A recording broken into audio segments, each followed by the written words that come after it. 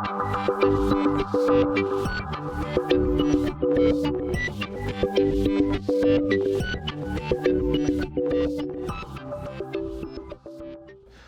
名字叫李志阳，来自中国安徽，本科是江南大学。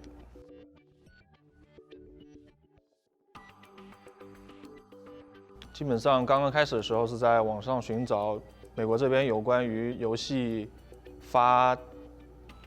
开发方面的这个学校，然后 Fire 刚好在那个排名比较靠前的位置，所以综合各个学校之下选择了 Fire。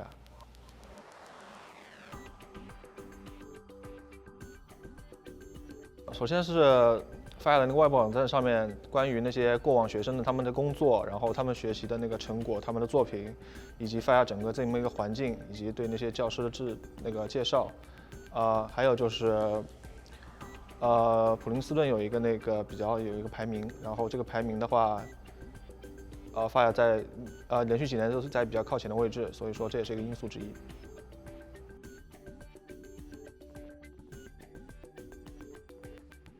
首先的话是你要到那个 Fire 的官网上面，它上面有很明确的一些7个步骤，5 steps to Fire said that，他们有7个步骤，7个步骤的话，每个步骤写的都很详细，你只要详细的按照，其实和申请其他国家的美国的其他学校没有什么大的不一样的地方，本质上来说，准备你的成绩单、你的托福成绩、你的 GRE 成绩等等这些东西，把它发送到他们那个面试官 Sarah 这边，或者是 Todd 那边。之后的话，他们会给你回信，然后之间会有交流。你还需要准备好你的那个一个类似于作品集之类的东西。如果你是像我，比如说我是写代码的，那么我就需要有一些我的项目的那些代码的那个样本过来给他们看一看，他们有老师会专门去看你的样本，然后基本上来说，只要顺着他们网站上面的那些7个步骤的话，应该没有太大问题去申请这里。对。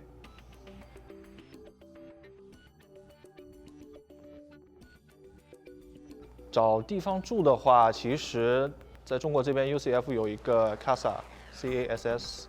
然后在你被录取之后，他们会把你加到那个群里，可能是一个 QQ 群或者之类的东西，群里大家会共享一些住宿啊，包括其他的那些信息。所以找房子的话，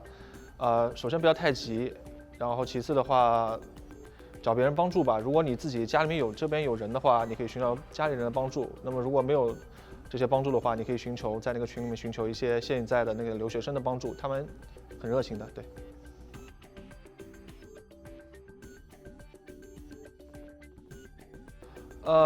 和世界可能对于中国学生来说，语言可能是一个关卡，但是对我来说，其实我托福100多分吧，但是过来刚刚开始的时候，语言交流还是有一点点问题，但是千万不要害怕，因为语言只是交流的一个工具，大胆的去和别人说话，去把你的意思给表达出来，语言不会是一个问题，所以不要太担心语言。其次的话，因为各个国家的文化不太一样，所以你就没有必要去可以说迎合别人的文化，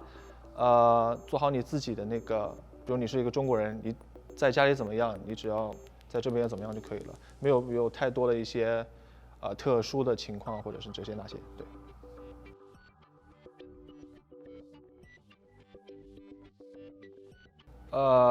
Fire 看起来感觉是一种，你说它是一个学校吧，其实不单单感觉是一个学校。因为和中国大学还是有很大区别的。这边的话，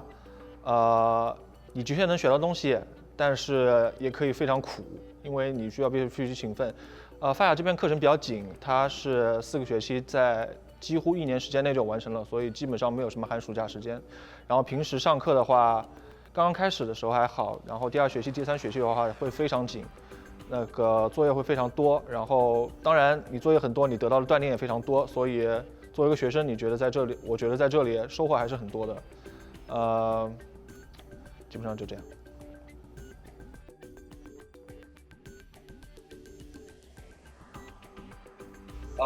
在 Fire 这边第3学期课要结束的时候，会有游戏公司，Fire 这边会邀请游戏公司到这边来做他们公司的宣讲会。那么，这些游戏公司本身，这就是一个机会，你要把握住这些机会，你可以去给他们这些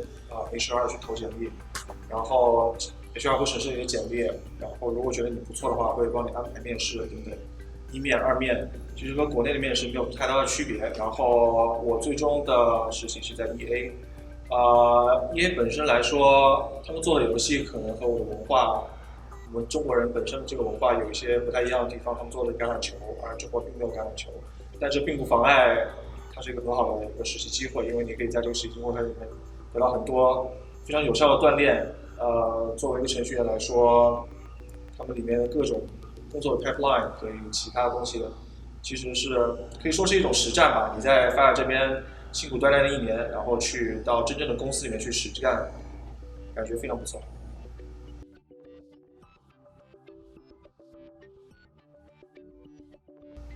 在美国这边工作吧，因为美国这边的游戏产业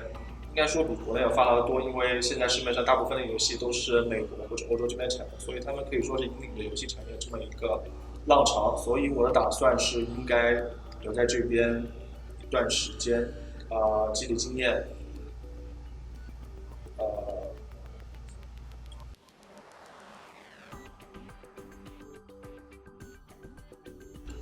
呃，如果你真的是喜欢游戏，并且以后想在这个游戏业里面找到一份比较好的工作的话，那尤其是如果你是一个程序员，我是非常推荐你来发芽的，因为这里老师真的是非常优秀，他们非常耐心的可以给你讲解这个各种知识，然后游戏相关的这些东西氛围也很浓，最后的话和各个全世界各地的学生一起去做一件事，我感觉真的挺不错的。来法亚其实给我最后的感觉是挺值的，因为这1年多的时间，感觉成长了很多，特别是不管是个人独立生活，还是说工作技能或者是学习技能等等，我觉得在法亚这边锻炼了1年多之后，对于以后在游戏业里面